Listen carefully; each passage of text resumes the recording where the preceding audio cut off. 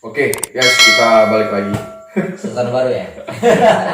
Ya, tadi kita pengen cari suasana baru lagi ya, biar dapat ilham ya tentang pembiayaan ini, tentang perbincangan ini gitu kan? Ya enggak? Putus di mana kita tadi? Putus di ini kita tadi tentang BI checking, tentang BI checking, Oh iya, tentang story payment. story payment. Iya.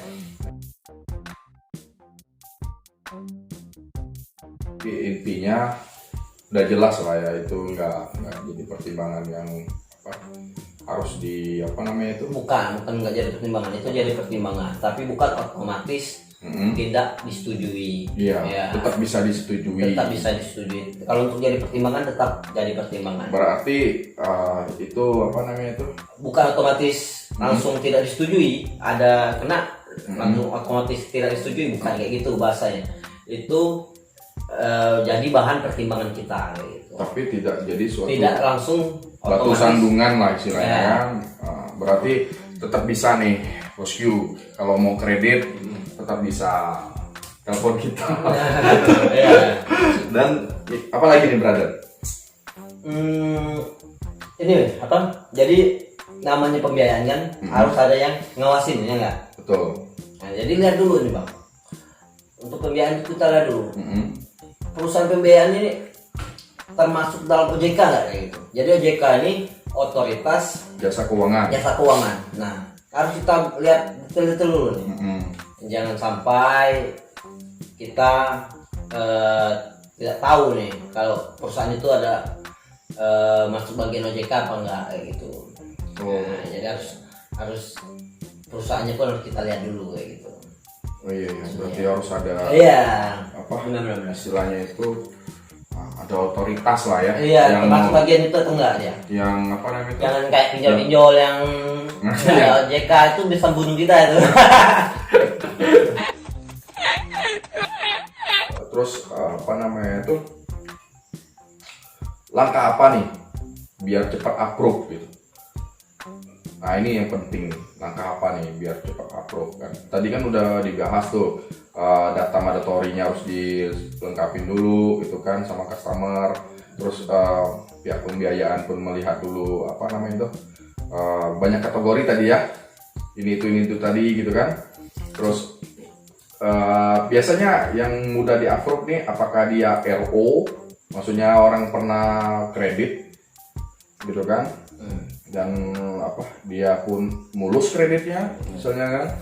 Jadi kayak gini bang, kalau masalah proses itu relatif lah ya. Untuk masalah proses, kalau Biasanya berapa hari nih brother? 3 hari. 3 hari ya. Kalau dia sudah lengkap semuanya, sudah analisanya sudah cocok, itu paling sehari 2 hari selesai itu. Sehari 2 hari selesai ya. Langsung ada Setelah cek keputusan. biaya checking aman, PPI aman, datanya lengkap, terus disuruh Analisanya baik. analisanya baik, Nah, sehari itu selesai tuh, Bang. sehari selesai ya. Iya.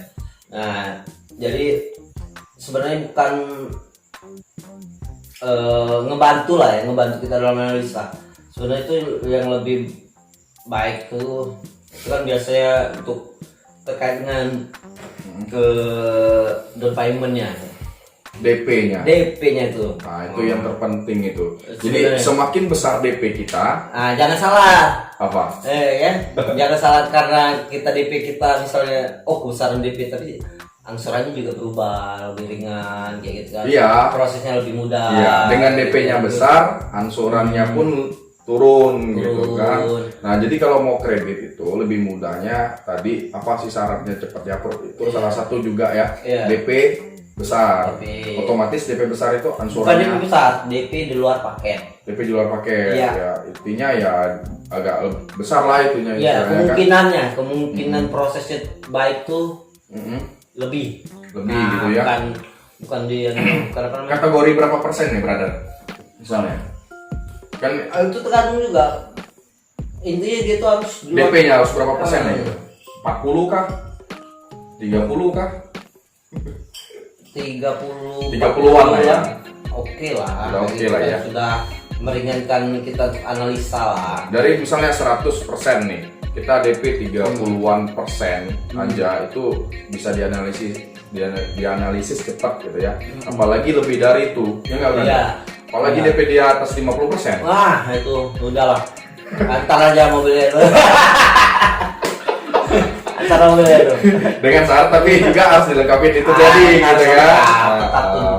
Terus tetap kait harus disediain. iya otomatis itu. Iya. Oke, itu tadi salah satu cara bagaimana sih cepat di-approve gitu. Itu ada salah satu caranya. Dengan DP besar, otomatis pun feedbacknya ke angsuran juga turun gitu kan. Ada ini ya. Ada hal baik untuk nasabah sebenarnya lebih itu. Iya, betul. Iya. Ya, Bukan berarti menekan mereka. iya. Untuk mereka juga Untuk mereka juga. gitu kan. Tapi balik lagi ke mereka. Angsurannya pun ringan, Angsurannya ringan. istilahnya tuh kan cicilannya nggak berat gitu ya. Yang berat. Ya itulah cicilan yang berat kayak gitu kan. Iya, betul. Bisa membantu mereka dalam Cepat gitu ya. pembiayaan lah, bukan dalam Membantu pembayaran angsuran prosesnya gitu ya. Iya. Oke, Brother. Nah, itu kan tadi kita dari tadi membahas tentang syarat, terus mandatorinya, terus apa aja yang disiapin, terus bagaimana cepat upload. Nah, sekarang ini kita mau ngobrol tentang apa sih kategori orang yang nggak bisa dibiayai? Kategori orang yang nggak bisa dibiayai. Apa nih? Contohnya misalnya, nggak ada KTP, Itu otomatis. otomatis ya. Terus Otomatis, tapi nggak mungkin nggak punya KTP. Pasti ada Orang lah. asing juga bisa kita biayai. Ormas, Orang asing, orang asing, Orang asing. misalnya warga negara Tiongkok, Tiongkok, misalnya yang warga negara Afrika, Iya, gitu. bukan. Maksudnya itu belum punya KTP kan? Orang Ya. asing kan otomatis nggak punya KTP, tapi Ya. udah tinggal lama. Minta gitu. domisili misalnya, Ya. surat domisili gitu ya. Paspornya kan punya dia paspor. Oh, Kayak gitu. ada jalan menuju Roma gitu. Iya, bukan kita ini tidak bisa rumah motor nggak bisa. Gua Udah, serius, nggak gua bisa, serius pernah nggak gua bisa. ini apa? Pernah gua punya konsumen yang bukan warga negara Indonesia. Ada berapa orang tetap bisa dibiayai. Bisa. Gitu kan. Jadi nggak ada Kita istilah. fleksibel sifatnya. Iya, betul. Pembiayaan ini benar-benar membantu ya. Kalau kita itu ada salah satu kategori yang bisa dibiayai oleh mereka. Jadi nggak usah takut lah. Orang luar pun, orang asing pun bisa. Asal niatnya baik. Nah, asal niatnya baik gitu Niatnya kan. baik. Peruntukannya jelas gitu ya. Peruntukannya jelas. Oke. Apalagi nih yang buat nggak bisa?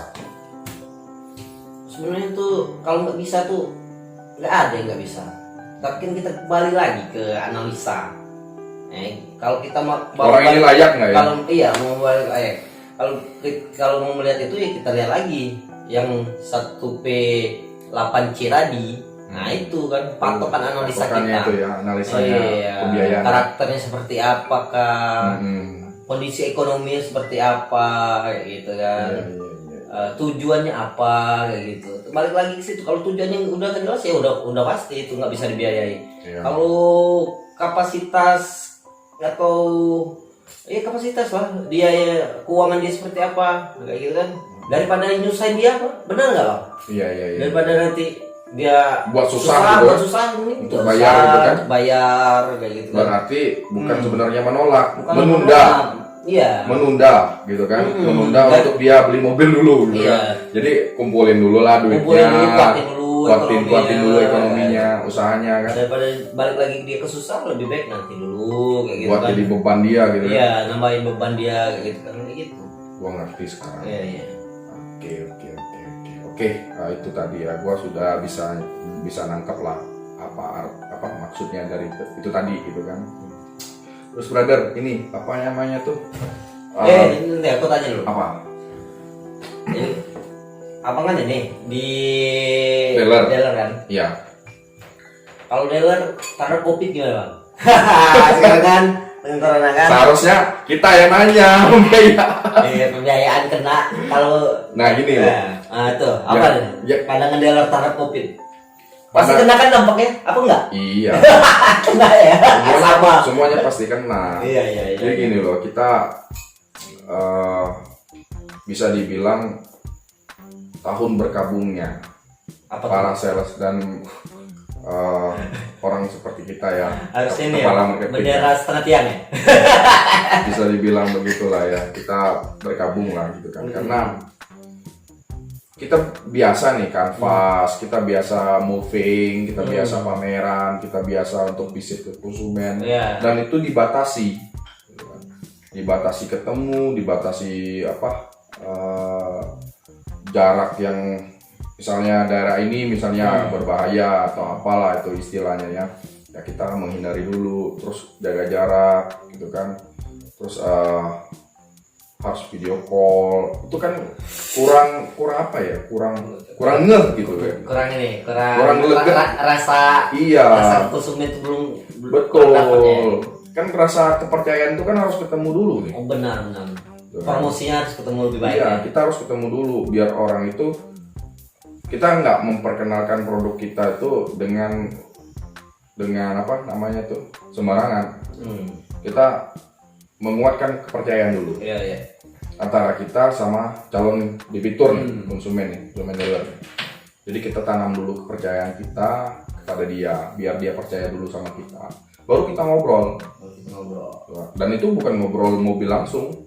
Iya. Ngobrol dulu tentang istilahnya tuh, ya bagaimana Pak sehari-hariannya gitu kan. Kita kan juga menggali juga, Bung. Gitu kan? Menggali juga gitu kan. Need authority money-nya kita galiin juga mereka. Sebelum masuk pembiayaan gali dulu. Jadi kita tuh orang ini kita tahu nih gitu. Pak harus yang disiapin ini gitu kan. Nanti pasti pembiayaan pun akan meminta gitu kan. Iya. Jadi kita instruksi dulu orang konsumen tersebut. Iya. Ya namanya juga pandemik ya. Jadi saya rasa semuanya itu kena dampak lah ya. Kena dampak, maupun usaha seperti pekerjaan seperti kita maupun usaha yang lain. Pasar pun jadi sepi gitu. Iya. Kalau orang lain nasabah kena, apalagi siapa lagi yang mau ngajuin gitu ya. Iya. Jadi orang pun beli pun terbatas sekarang. Bahkan pun ya dibilang hampir 90% lah gitu kan. Kita tuh hilang dan mereka banyak menunda gitu. Saya rasa juga pembiayaan pun kena dampak. Kalau hubungannya dengan pembiayaan balik lagi ke dealer. Kalau dealer kena dampak, pembiayaannya kena dampak, Bang. namanya juga saling ini kan. Saling saling membutuhkan gitu kan. Kalau dari sale-nya dealer turun, tajam ya turunnya ya. Ya, tajam lah gitu kan. Apalagi pembiayaan. Iya. Banyak stok sale, pembiayaan. Macet juga pasti kan. Apalagi di kredit gitu. Sekarang lebih banyak ke konsennya, lebih ke restruktur lah sekarang. Mau nggak mau. Kita juga lihat juga keadaan ekonomi konsumen kita kayak gitu kan. Ya karena konsumen kita kan banyak juga yang kena dampak kayak gitu kan. Jadi lebih ke intensnya lebih ke restruktur segala macam. Restruktur itu gimana nih? Restruktur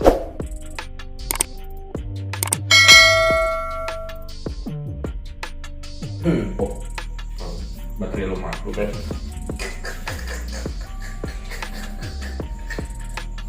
Nama kita DT sih.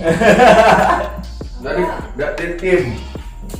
Semua yang dilakukan sendiri. Macam ini kan tim kreatif namanya kan?